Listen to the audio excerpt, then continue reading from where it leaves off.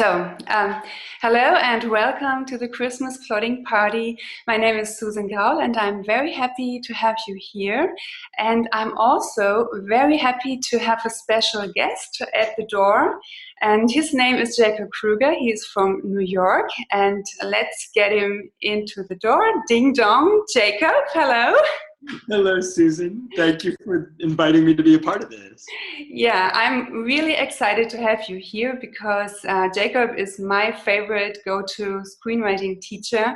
It's a bit like look no further because he has to offer so much wisdom and so many good ideas on the craft, and also he caters brilliantly to the artist of us. And I think if you want to succeed in screenwriting, you need to have this fire of the real artist inside of you. And there's always so much to take away from your podcast. So I'm really, really excited to have you here. But maybe you want to introduce yourself a little bit further, Jacob? Sure, it would be my pleasure. So, well, first off, thank you for that wonderful introduction. And I like what you said about building yourself as an artist. You know, there are always these two parts of us as screenwriters. There's a part of us that is the commercial side, right? That because movies cost a lot of money, even independent films cost a lot of money. There's a part of us that needs to be able to sell on some level, that commercial side of us. And because of that, you know, if you read a lot of screenwriting books, if you visit a lot of screenwriting websites, not the ones run by real screenwriters, but by the ones that kind of, you know, whenever there's money, people get a little crazy. And, you know, you'll see a lot of like, do this, do this, do this, do this, follow this formula. These are the rules. This is how you have to do it. And, you know, if you speak to people who are really working in this industry, what you learn is that that's not real.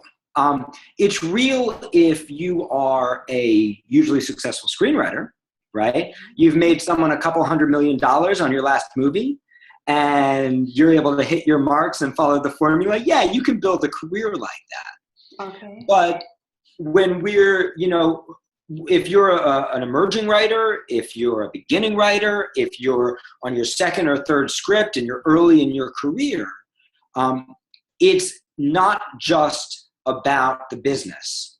It's mostly about the voice. Mm-hmm. Because investing in a young writer is risky for a producer. Yeah. And there's only one reason they ever do it. You know, I was just speaking to one of the top agents at UTA, and he was saying, yeah, I'll sign a young writer, and I'll know that I'm not going to make any money on that writer for the first 5 years. And I said, well, what makes you sign a writer like that? And he says, just one thing, voice. He's like, I want to see a voice that I've never seen before. I would rather see a script that I wish I could make that I can't, than one that I can easily make but that I could find anywhere.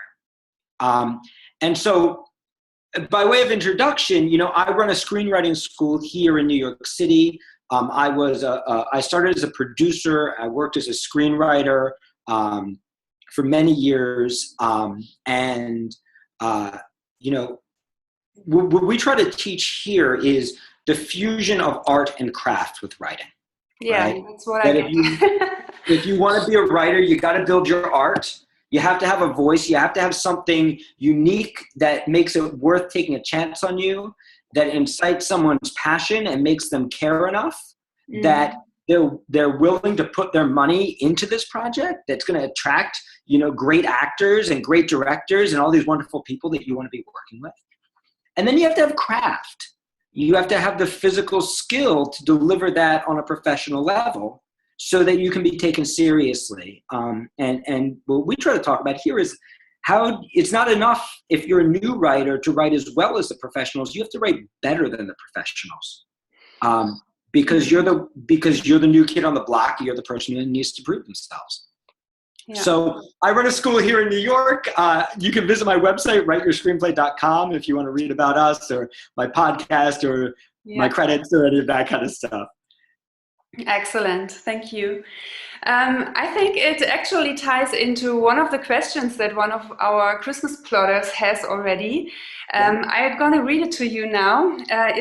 His name is Savas, and he asks, like, we are also always told to have little dialogue and a lot of action, and to use the principles of goal, stakes, and urgency. And how come that movies like Before Sunrise, for instance, that they are so successful too? What's the secret? Yeah. Well, and the truth is, Before Sunrise is a pretty extreme example, right? Where you're super indie on the super indie side of the world. But like, if you look at any Sorkin screenplay, any Quentin Tarantino screenplay, now these are hugely commercial, Hollywood movies. Mm-hmm. And the fact of the matter is, they primarily use dialogue. They use a ton of dialogue. Yeah. So, all of these rules, my belief is that all of these rules are rules that are worth looking at if your screenplay isn't working. Mm-hmm. They're not worth looking at if your screenplay is. So if you're breaking every rule and your screenplay is working and everybody who reads it is laughing or crying or deeply moved, and I'm not talking about like your mom, I'm talking about people who don't know you, right? Mm-hmm. And it's written on a professional level. Every screenplay is going to have something that I call friction points. And the friction points are the things that make people nervous about this particular movie. Okay. And if your screenplay doesn't have friction points, then the truth of the matter is you're not trying hard enough and you're not going anywhere. There should be somebody, if you want to incite passion about your movie, then somebody ought to see your movie and be pissed off. So I'm not a huge fan of Titanic, but Titanic made billions of dollars. Titanic pissed me off. It wasn't the storytelling that I wanted, but it should piss me off because it was designed for 13-year-old girls. I'm not its audience, but for the people who were its audience, it served that audience profoundly. So you want to identify where your friction points are. Once your script is actually working, you want to look at what are my friction points and how do I either make the friction points the coolest thing about the movie. Mm-hmm. The James Franco movie, 128 Hours, I think it was called, where he was stuck in one place for the whole movie. Yeah. How do you make that that's an obvious friction point. How do you make that the coolest thing about the movie? Or is it a friction point that's not really necessary? Do you have a flashback on page 2 that doesn't need to be on page 2?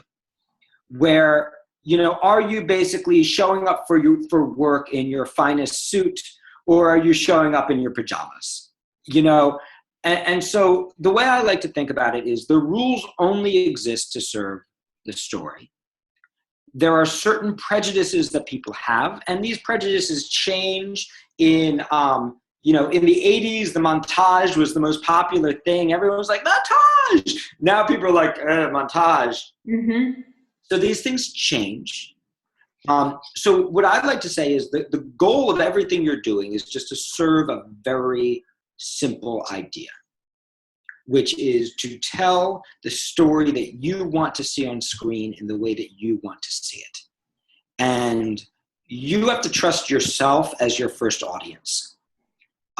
If it's not exactly the way you want it, then you haven't served yourself. And in your first draft, everything on the page should be something that you would be willing to pay money to see. If somebody asked you, say you're making $1 million movie, that means that every page of your movie is worth about $10,000. Oh my God. Every page of your script. That means every line of your script is worth about $1,000. And that's only $1 million. That's a super low budget movie. Mm-hmm. You can multiply. If $10 million, that's $10,000 a line. $100 million, that's $100,000 a line. So you can kind of ask yourself, if somebody said to me, would I rather have this line of dialogue or would I rather have $1,000? If you're willing to cut that line of dialogue, then the truth of the matter is your dialogue's not really there yet. Okay. If you would say, no, no, no, that line of dialogue is so important, you keep the 1,000, I'll make the 1,000 back because the project's going to be so successful, then you know it's actually there. So in the first phase, that's the only thing we're doing. In the second phase, we're going to look back at it and go, okay, now I did it exactly the way I wanted it. Now I know what it is in its purest form. Now, what are the places where I'm going to have to clarify, amplify, change things up a little bit so that it can succeed in the market the way the market is today? Mm-hmm. But you don't want to sell out until you have something that's worth selling. I totally love this idea of double checking your dialogue. Is this worth $10,000? That's a really good idea to remember. It gets rid of the "Hi, my name's Jake" lines real fast. Yes, exactly. Very cool. And what would you say is the friction point about something like Before Sunrise? Is it? Well, I mean, any of Linkletter's work, is filled with friction points, right? Because you're not talking about traditional structures. Mm-hmm. So, anytime you're using a non-traditional structure, even if it's a movie like Black Swan, which was hugely successful, any of Charlie Kaufman's work, there's a very famous story about Charlie Kaufman.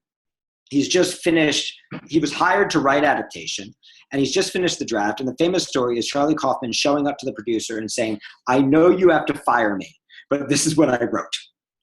Okay. So, a friction point, all movies have friction points. And I would say that anytime you don't have a single protagonist on a hero's journey of some kind, that's always a friction point. Mm-hmm. Although it works the other way too. If you're telling the same hero's journey that Campbell set up, or you're the same save the cat structure that everybody else is writing, what ends up happening is now that's a friction point. Now people are like, oh, well, it hits all its marks, but I feel like I've seen it before. And now that becomes a friction point. I would much rather your friction point be like, whoa, I've never quite seen a movie like this before, but wow, it really moved me. I wonder how we can make this work. Yeah. No one ever said, wow, I've seen exactly this thing before, but man, I really hope we can make it cool. Like that. It doesn't work the other way around. Yeah.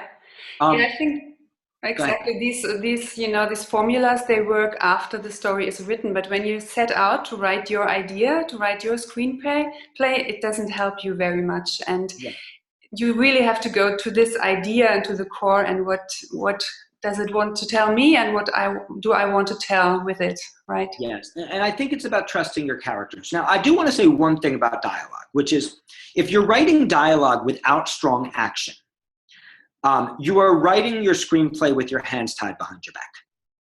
And so, look, we all have different doors that are easy to go through. For me, like monologues are a really easy door to go through. My worst writing day, I can always write a monologue. But I know those monologues aren't going to make it into my final draft. They're just my way in.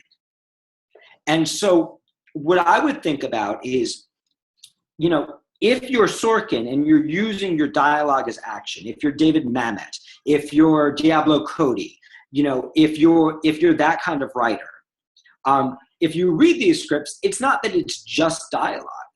It's dialogue and action used together in really strong ways. And sometimes what happens is that we're just not comfortable with action yet. And that we haven't built up those muscles for ourselves yet. So that we feel like, wow, when I write dialogue, everything's like popping. And then I try to write action and you might feel like it gets a little stiff or it gets a little boring or you're having a hard time seeing it. And if that's the case, then really it means that there's an important tool in you that you need to develop. Here at the studio, we have a series of classes that we use to develop the art and the craft. Write your screenplay, meditative writing, and craft, which we use to develop both the art and the craft side of writing, so that you can build those muscles. But you don't want to write your script and you don't want to just ignore the action because the action is actually the foundation of structure.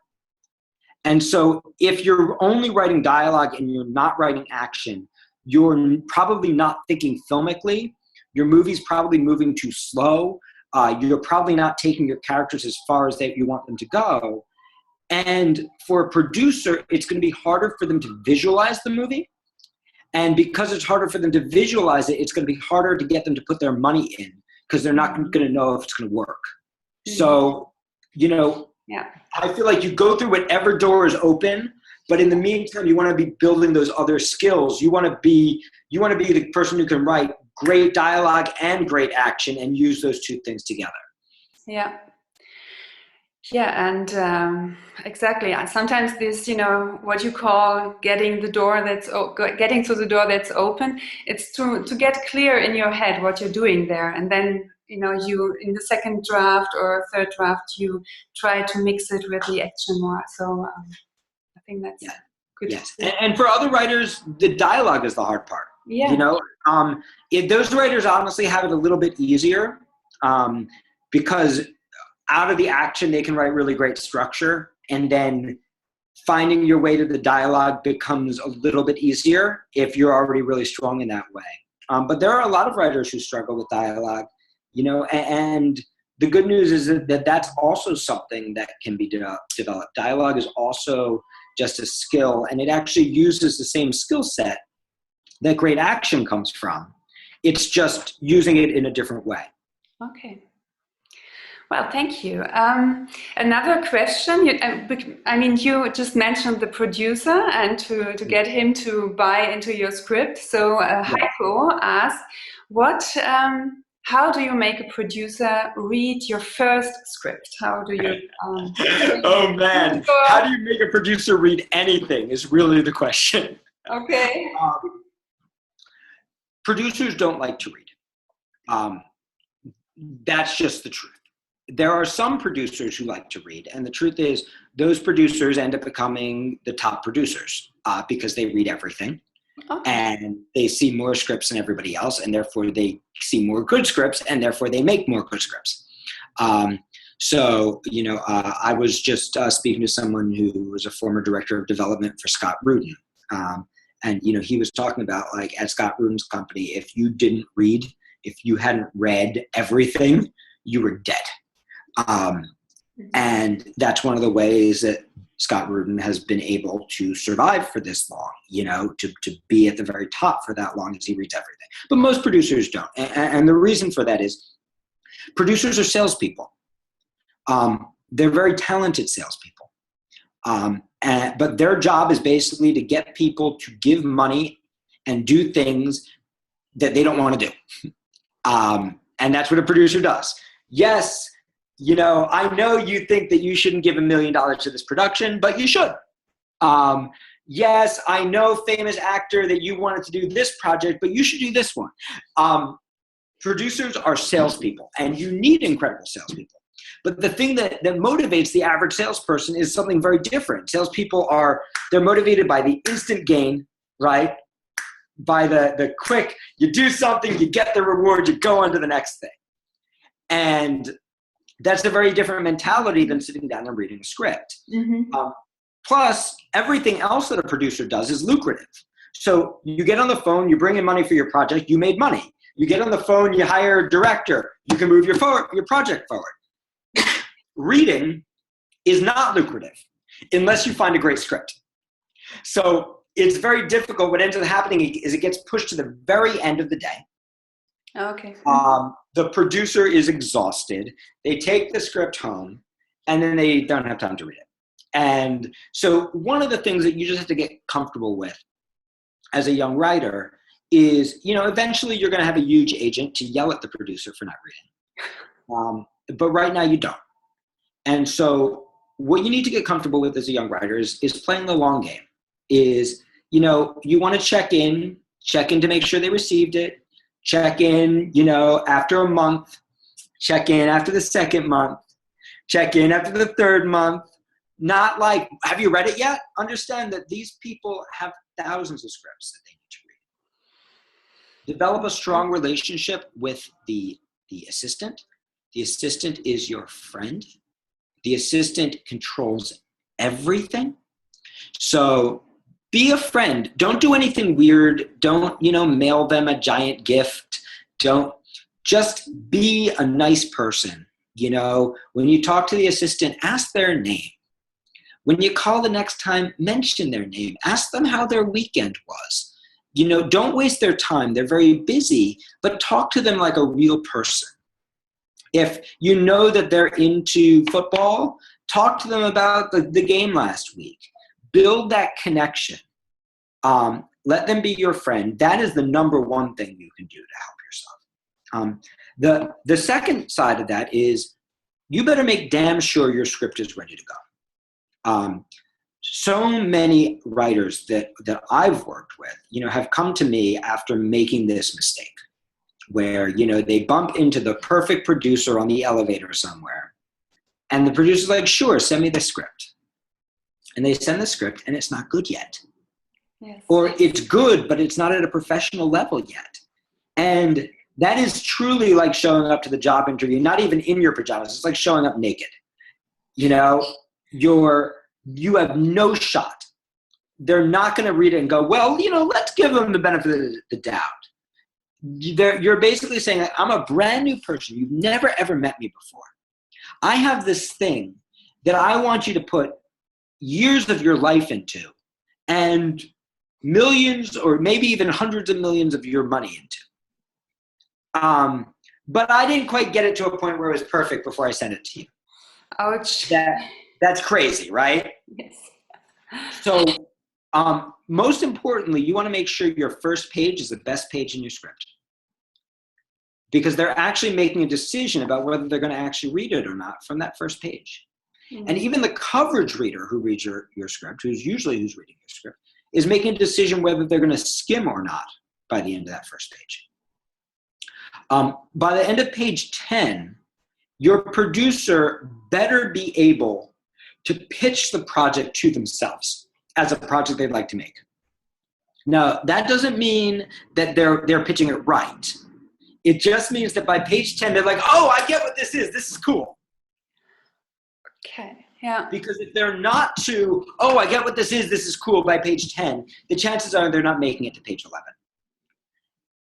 And so one of the mistakes that I see a lot of writers make that we work really hard, we have a ProTrack program, which is our one-on-one coaching program where we basically pair screenwriters with professional mentors.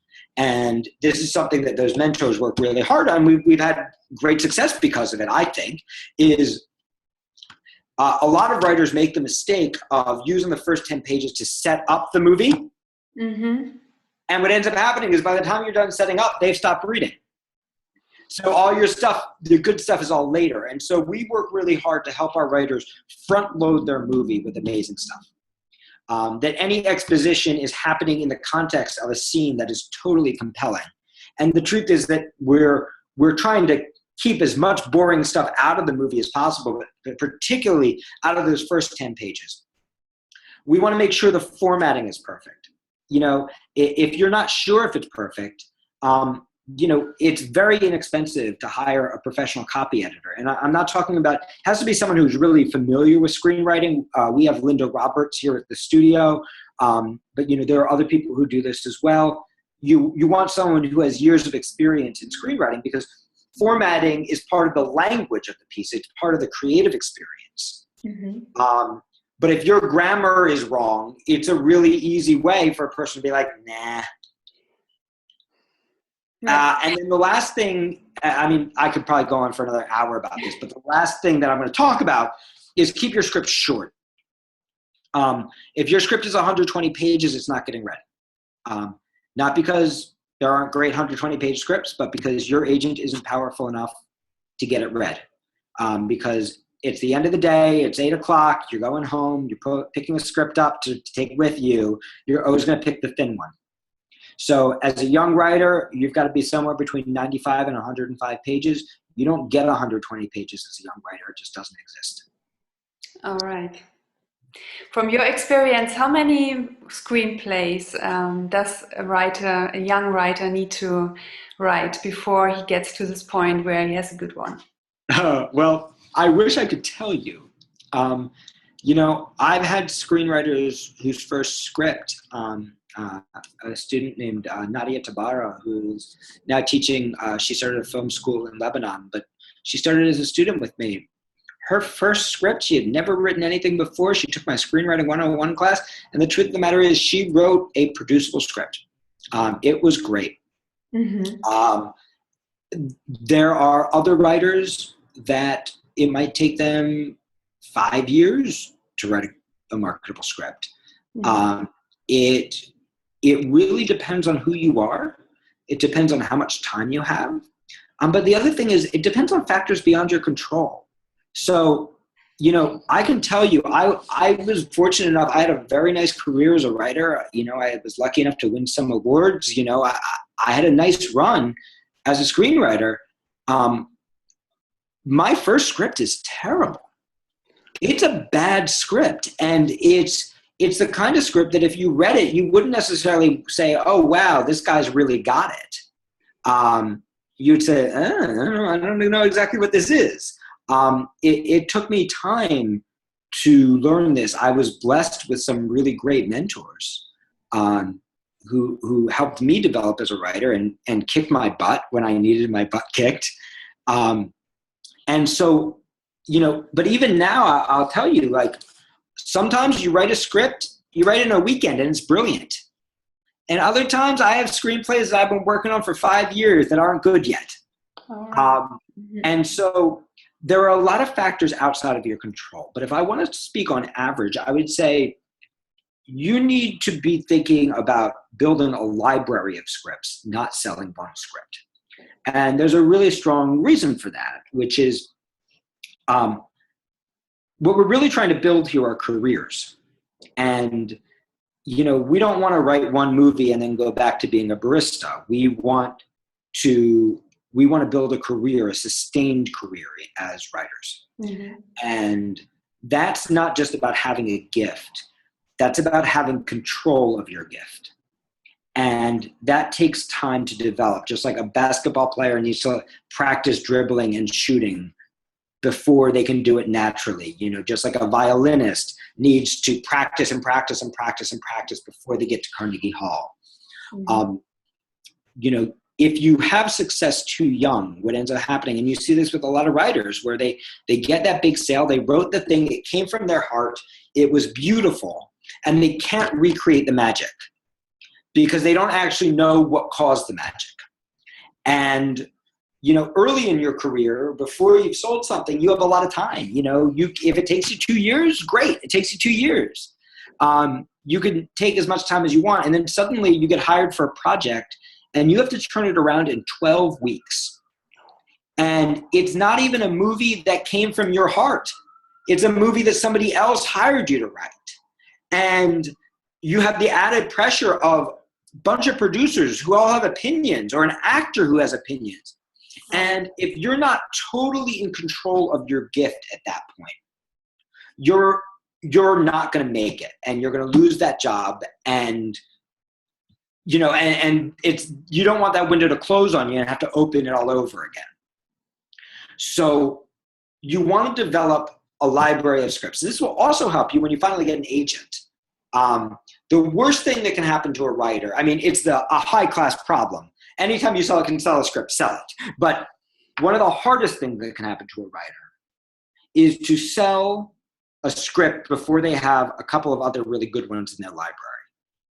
Because what happens is suddenly you have an agent, and you've maybe worked for a couple of years. You've written this really beautiful script. You've gotten your first sale. People are excited about you. Everyone's like, oh, who's this new person? And your agent's going to be like, all right, what you got? And if you're like, well, I have this idea, by the time you've written that idea, your agent will have forgotten who you are. Mm-hmm. And all the people who are like, oh, who's this new person, have forgotten who you are. What you really want is a library. So you can say to your agent, well, I have this, and I have this, I have this, I have this. And then you can now quit your job and go write your next script while your agent is out shopping you with your old ones. And this is also really important because a lot of the work, the daily work that we get as writers, back in the 90s when I was coming up, it was all about spec work. You'd have an idea, you'd write a script, you'd sell it, you make a lot of money. But that's not what the market's doing right now. What the market's doing right now is a lot of work for hire stuff, a lot of rewrites. And those are great jobs. You come in for a couple of weeks, you get paid really well. It's fun. You get to actually make a real difference in a script. But to get you that work, the agent's going to need at least 2 really great writing samples.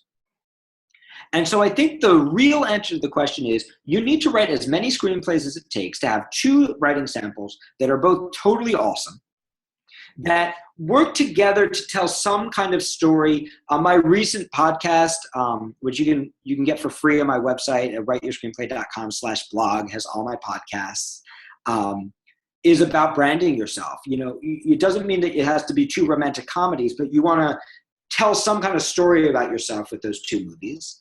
And so enough to have at least 2 really solid samples, ideally more, and also enough so that if you were sitting in a class and your teacher said, I want you to write a movie about this, you could go home and go, great, I got 12 weeks, I can bang out that script.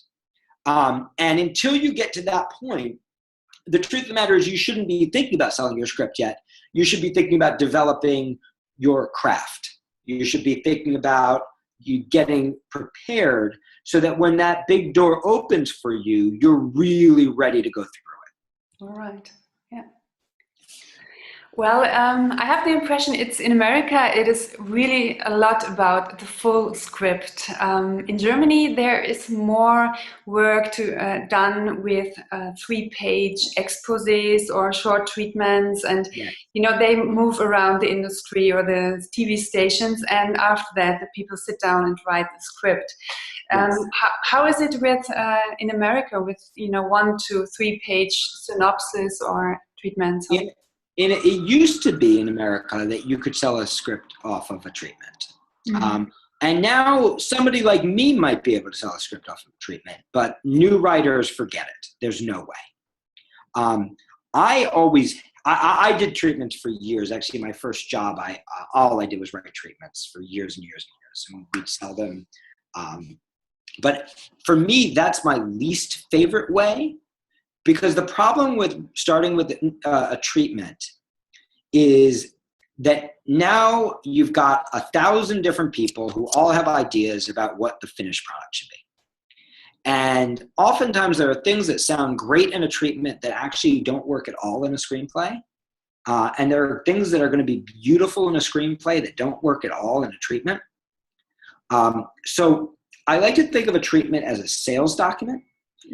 And the truth of the matter is when I wrote treatments, I generally would write at least like a rough draft of the script to figure out who the characters were and what their real story was, and just to kind of give myself some grounding before I tried to pitch it to somebody else.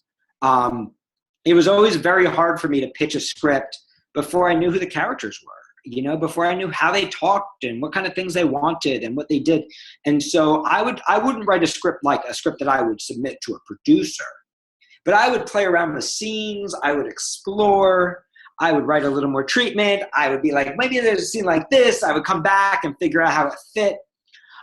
The big thing I would think about it with a treatment, if you're fortunate enough not to live in the United States and be able to sell from a treatment, or if you're working on a work for hire kind of project, and anytime you get hired for a work for hire project, you need to write a treatment to prove to the producer that you can do what you said you could do. So the big thing to focus on when it comes to treatments is treatments are not about plot. Plot is always boring. And so a treatment is different from a synopsis. If you just tell the producer what happens, you're not going to sell your script. And if you go to imdb.com and you look at your favorite movie, look at The Godfather, the synopsis sounds boring. So the synopsis is this, I don't know, 5, 6 lines description, Well, right? And the you know, a treatment for synopsis you. basically means like a lot of people use the term treatment and synopsis interchangeably. Mm-hmm. The way I'd like to distinguish between the two is, if you're just giving the plot, this happens, then this happens, then this happens, then this happens, that's really not a treatment. People will think it's a treatment, but it's not. A treatment is actually a sales tool. And if your treatment doesn't sell, it's not a treatment, even if it's exactly true to what happens. I like to think of a treatment as, and I have a video on this. I go on wax poetic for about 2 hours about this that you can find on my website. That's about how to write a treatment. But the simple idea is, treatments are about hook. Treatments are about, like, it's about a girl who, it's about a guy who, right, is like this. You want to give like a really strong sense of who they are. You want to give a really strong sense of what they want. You want to give a really strong sense of the obstacles that they have to go through to get what they want and the way that they change. And you want to give some kind of taste of the completion of the movie. Not necessarily what happens at the end, but a feeling of like the twists and turns and major changes this character is going to have to go through in order to get the thing or let go of the thing that they want. And, you know, I teach a 7-act structure. So what I like to do is I like to think of the treatment is basically going to hit the end of each of those 7 acts. So each paragraph is basically going to capture, this is an oversimplification, in some way the completion of one of those acts. So that really what I'm giving is not the minutia of this happens and this happens and this happens. I'm instead telling the story of, you know, Michael Corleone, just all he wants in the world is to marry Kay and escape from the family that he's always been a part of. But when his dad is murdered, Michael starts to realize that he might be the only person who can save his family. Now, the truth of the matter is, I'm already into Act 2 out of 7. In actually, Godfather is 14 acts, but I'm already like 40 pages into The Godfather, and I'm only 1 paragraph into the treatment. I skipped the wedding scene. I skipped the Johnny Fontaine character. I skipped the horse's head in the bed. I skipped the meeting with Sonny and the drug. I skipped all that stuff. I just focused on, I didn't focus on the plot. I focused on what the character wants. And that allows me to move really quickly and tell my story in 2 to 3 pages as opposed to 10 to 15 pages. The more you give them, the more they can object to. The more you give them, the more they can micromanage. The tighter your pitch is, the more likely it is that they're going to read it, the more likely it is they're going to like it. Yeah. So sales document, that brings me to, you know, it starts with a logline then also? Or what would you say is the job of a logline for your screen? Well, a logline is really interesting. The history of a logline actually started on TV Guide. TV Guide needed a line to describe what was going to show on TV. And so they asked the producers for this, and the producers called those log lines. And suddenly it's turned into the idea that like a log line is a writer's tool. But a log line isn't a writer's tool. A log line is a producer's tool. But a log line, the way I like to think of a log line, is a log line is a 1-sentence version of your hook. So a log line is not a description of what happens. That would be plot.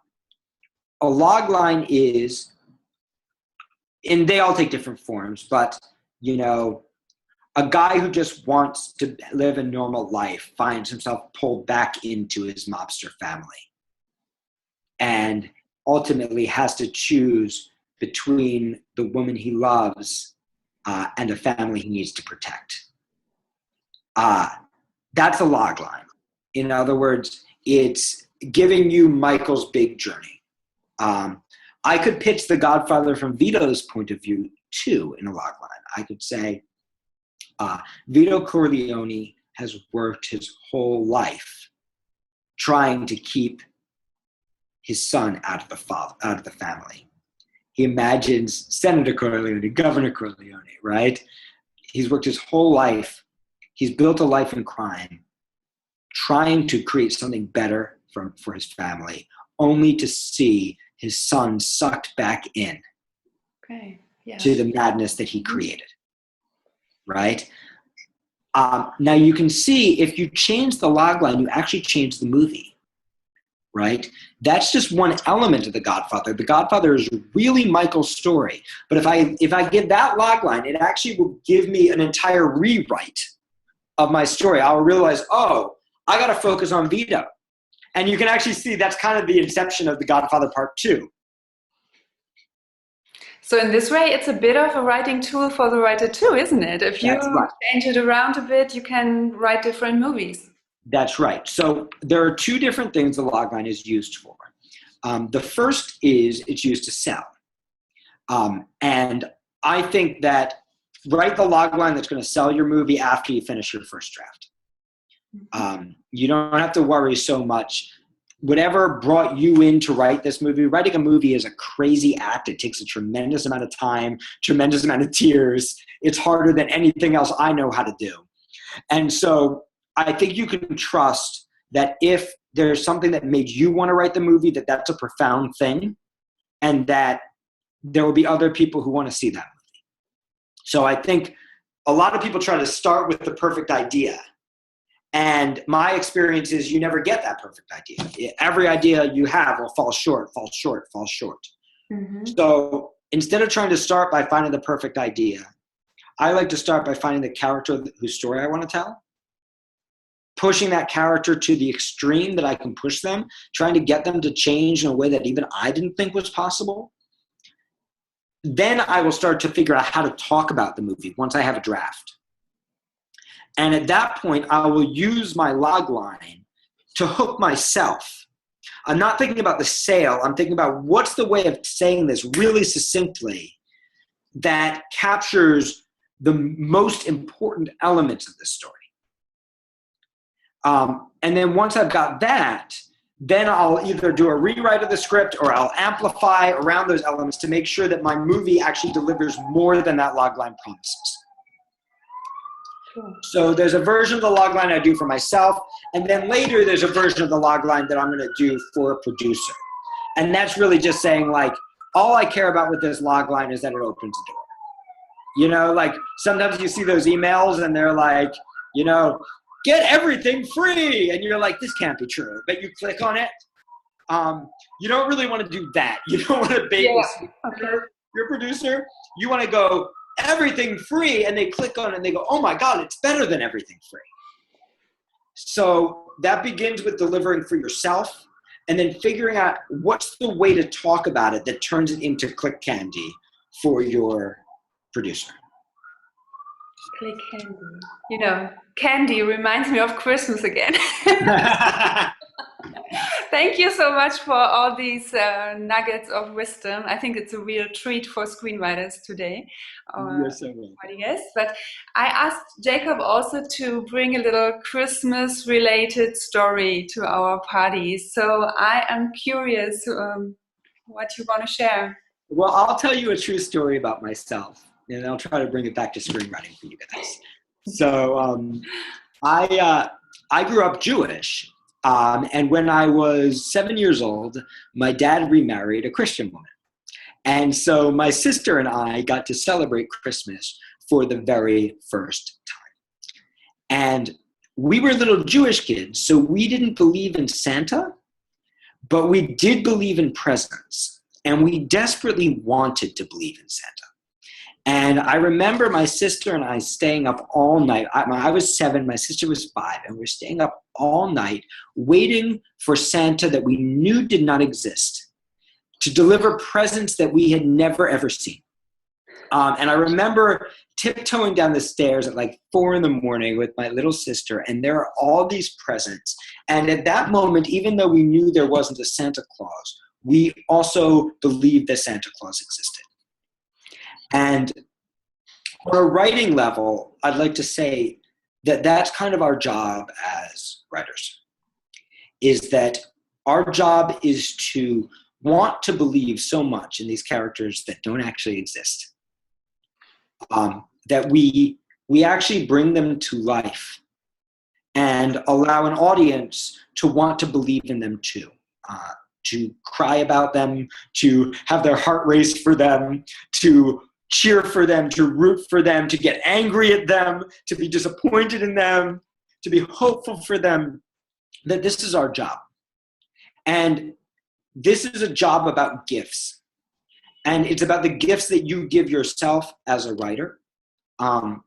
Sometimes those gifts are, the gift of one beautiful, well-observed line of action. That just by giving yourself the gift of the time to look closely and see something cool, you learn that gift ends up keeping on giving. And that you actually find, the end of my movie and the big change at the end of Act 3. And, this is actually the theme of my, and it all came out of this one little image that you gave yourself. Sometimes it's the gift of the resources you need.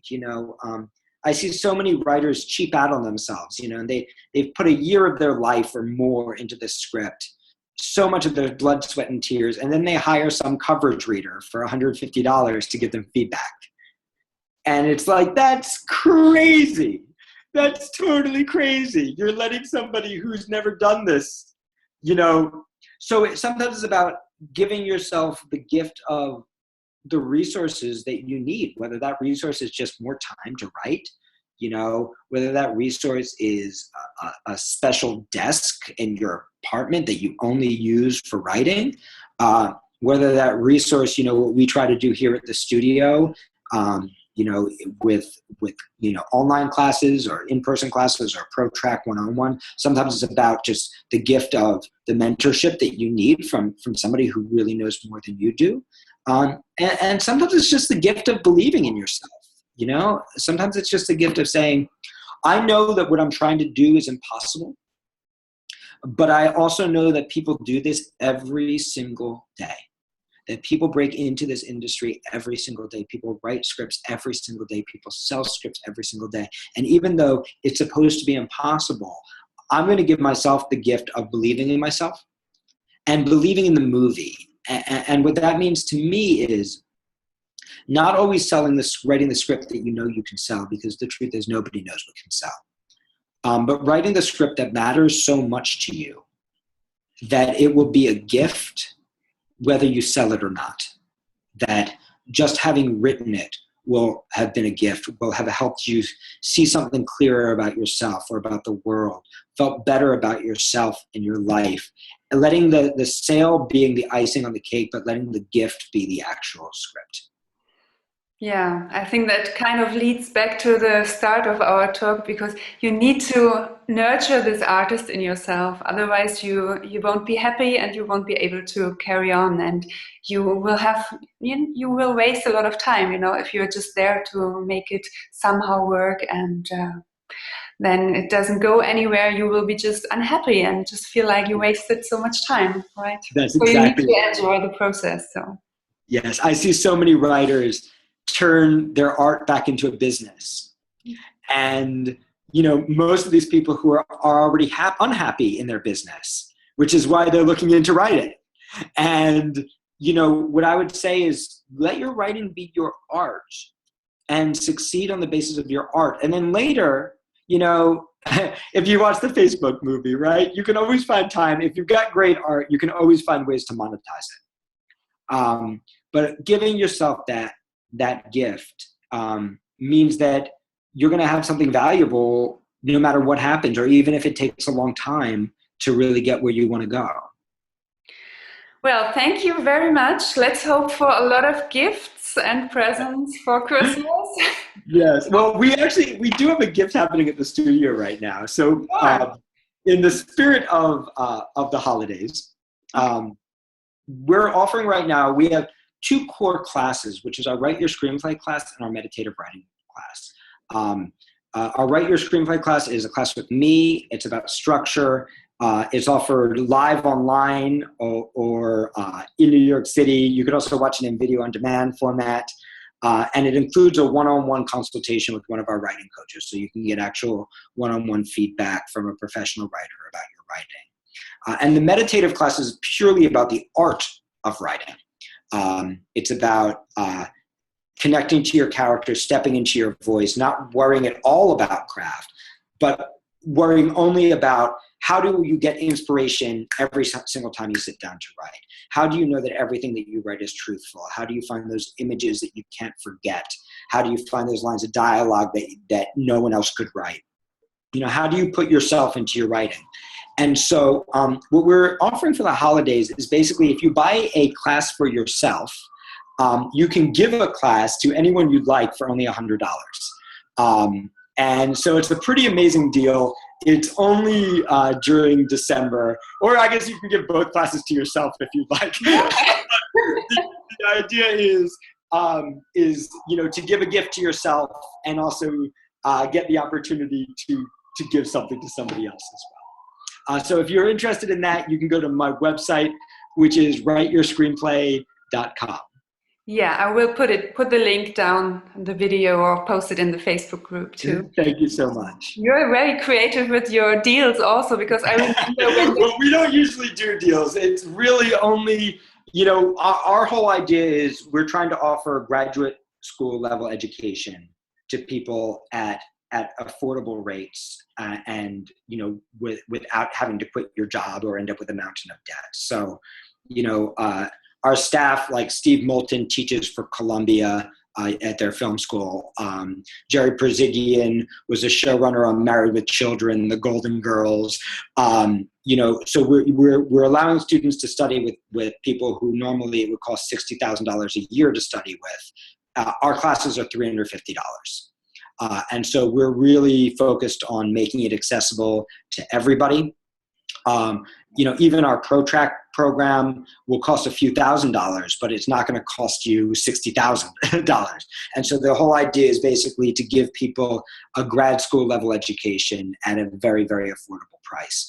And so we don't usually discount because we feel like we're pretty discounted. But no, I didn't mean that. This time of year. No, I just remember, you know, there was this blizzard, this really strong blizzard in New York, and that was just, you know, little. Yes, and we did do that. It was during the blizzard. We gave a big discount on our video seminars because everyone was stuck inside. Yeah, and I bought like 3 at once, and I really was happy with them. Well, that makes me happy. I'm so glad that you took advantage of that. Well, thank you very much. I hope you go on and have a beautiful December and Christmas season in New York. I don't know, do you celebrate it now or? Well, yes, I do. I always celebrate with my stepmom and with my sister's husband is also a Christian, so I get the best of all the holidays. Fantastic. Well, thank you, and thank you so much, Susan. It was a pleasure talking to you. Bye now. Bye bye.